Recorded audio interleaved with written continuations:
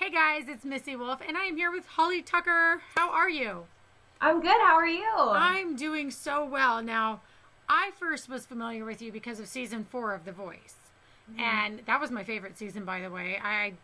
The Swan Brothers and Caroline and everybody. That whole season was amazing. But you've been involved with music for a lot longer than that. So, can you tell me where you got your start? Yeah, I have pretty much been singing my whole life. Both of my parents were singers and musicians back in college. That's actually how they met. They formed a band together back in college. It was a Christian band, and they traveled on the road for like 6 years, and then they settled down and had a family. So they never stopped singing, and they never stopped playing. So I always grew up around that, and it just gave me a love for music at a really early age. Oh, that's really incredible. Now, I've always had a love for music too, but I'm the listener, as everybody knows. I would never attempt to sing, not even karaoke, unless I'm drunk, because it's just not my thing. But no, I think it's great. Now, you're from Texas, right? I am. Uh-huh. They have an amazing music scene out there. Would you agree? I would, yeah. I'm a little biased, but it's our own scene, it's our own independent type of thing. I love it. In the independent, you're right though. The independent Texas radio out there. I mean, there are so many great artists that are being spun everywhere out there, and I just think it's so much fun because it's so different than just the top 40 on the radio, mainstream radio that you have these days. And I'm all about the independent artists. We love that here, but I want to know the success that you've had, and you have a release from last year called Steel, right? Yeah, that's the album. Yeah, the album is called Steel. Right. How has that been for you, releasing your first full-length album? I mean, I know you've done some EPs and some other, single releases, but how has that been for you? It's been really cool. I mean, just the fact that I even, got it together. It did take me 3 years to do it, to get all the funding and all of the songs together exactly like I wanted them, and all of the packaging and all of that. But it was definitely a labor of love, and after the 3 years, it was totally worth it getting it out there because people were ready for it. They were anxious for some. Sorry, gotta fly. That happens to me all the time. I'll just be swatting at my screen. But yeah, people were ready for it. They were anxious for new music, and this is definitely the best quality project I've ever put out in my life. We actually recorded it in Nashville, and so I mean, I wouldn't have changed a thing about it. That's awesome. Now, have you gotten to do any like reunions while you're in Nashville with any of your friends from The Voice? Because I know a lot of them are here now. Yeah. Actually, Tuesday night while I was there last week, me and my brother traveled together, and we went to go see the Grand Ole Opry, and we actually got backstage passes. The Swan Brothers were on the bill that night, so we got to hang out with them for a little bit. And of course, Colton Swan is dating Caroline Glazer off of our season as well, and Yes. they just got engaged. So yeah, I got to have a little voice reunion right there. Yeah, when I saw that they posted that they were going to be at the Opry Tuesday night, I was kind of dumbfounded. I was like, really? There's a show Tuesday night? I didn't even Yeah. really think about it. But no, I love those boys, and it's like the first love story connection, right, on The Voice. I think it's Yeah. so great that they're engaged and that all happened. And I think it's so much fun. And yay that you got to go and reunite with them. That's really, really fun. And they're such cool people and so nice. But the Opry, isn't that place just absolutely stunning back there? Wouldn't you? Like, oh, I love it. Every time I go, it's like, I just love it. Yeah, it is. I mean, no, for one, you get to meet all of your heroes pretty much that have, been back there and played there, and you can just feel it. You can feel the history that's been through those halls and those rooms, and just as an independent artist myself, that's like that's where I aspire to be. I want to be singing in that circle someday, and I just can't even imagine like what I'm gonna feel like if that ever does happen. When that does happen, It is going to happen. It is going to happen. Just be prepared for those emotions to come flooding through and overwhelm you, because everybody that I've interviewed, I mean, we just did an interview with John Barry over there, and he was still like, every single time you come and it's still overwhelming. It's still just this amazing experience. So, I mean, me just being there, I couldn't even imagine stepping foot in that circle it would just, I don't even know the legends that have been there. Like, I just wouldn't feel worthy at all, ever. Not even as a tourist to be stepping right there. So I think it's cool. You're definitely, you're gifted enough that you're going to be there one day soon. And we will be there watching you and supporting you. Heck yeah. I'll have y'all as my VIP guest. That's right. Oh my gosh, you're so awesome. I read something fun that kind of struck me. I've never heard this before. You were involved with a student-run record label. What? I've never even heard of that before. So what was that experience like for you, and how did that work, and what did you do with them?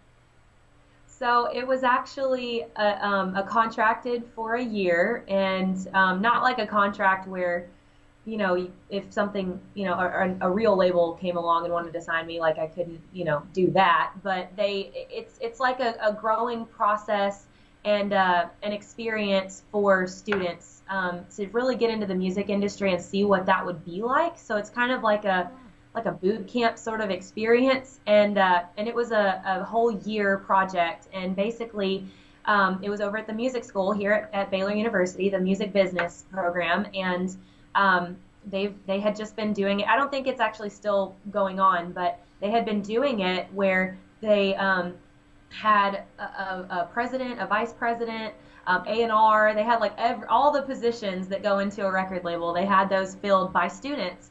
And, you know, it wasn't like a paid thing. It was just a volunteer kind of experience, just so that you could say that you did it. And so on the flip side of that, if you didn't want to be in the, you know, running things part of the organization, you could try out to be an artist on the label.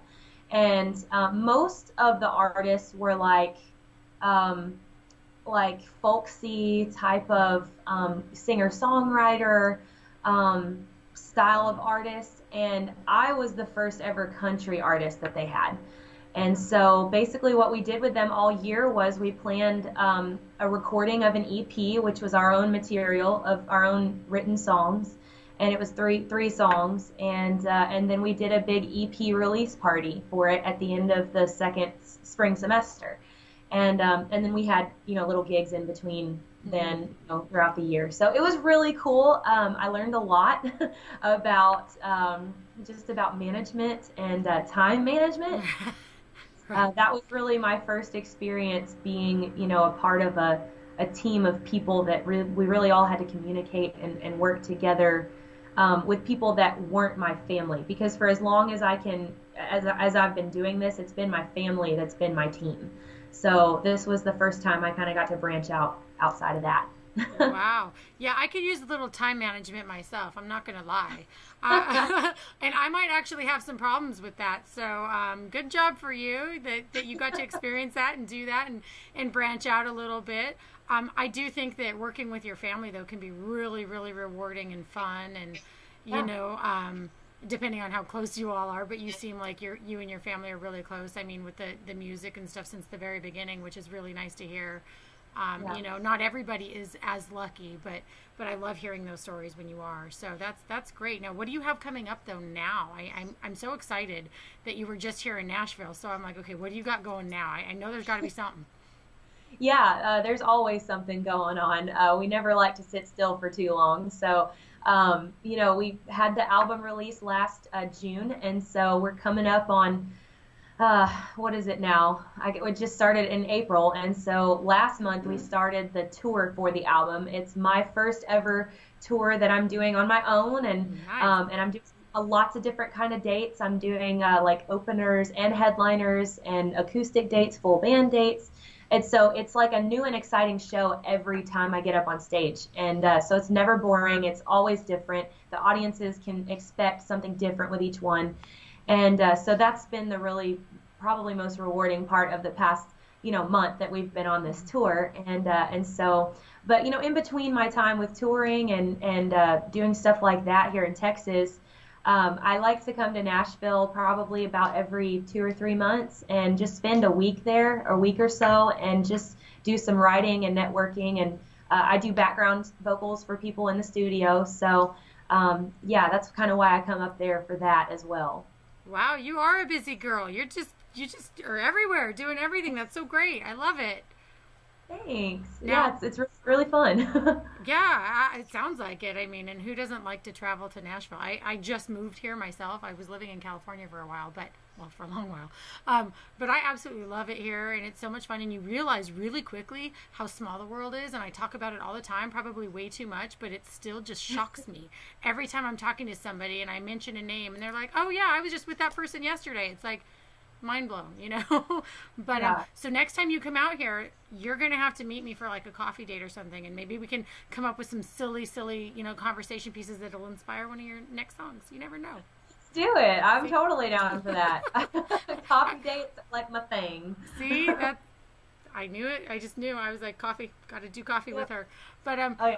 is there anything else that you want to tell fans? Because I don't, I want you to be able to. This is your opportunity. Anything you want to say, anything you want them to know. Now is your shot here.